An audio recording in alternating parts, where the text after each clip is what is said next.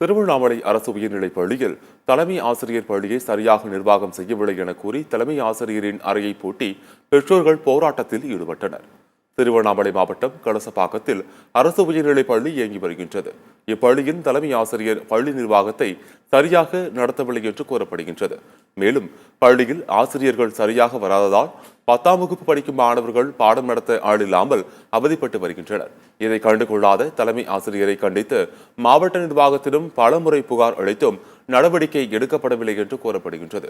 பள்ளிக்கு ஆசிரியர் வராததை குறித்து தலைமை ஆசிரியரிடம் பெற்றோர்கள் கேள்வி கேட்டபோது உரிய பதிலளிக்காமல் அறையை விட்டு வெளியே சென்றுள்ளார். இதனால் ஆத்திரமடைந்த பெற்றோர்கள் அவரின் அறையை பூட்டி தலைமை ஆசிரியரை பள்ளியிலிருந்து நீக்க கோரி போராட்டத்தில் ஈடுபட்டனர். தகவலிருந்து வந்த போலீசார் பெற்றோர்களிடம் விசாரணை மேற்கொண்டு உரிய நடவடிக்கை எடுக்கப்படும் என உறுதியளித்தனர்.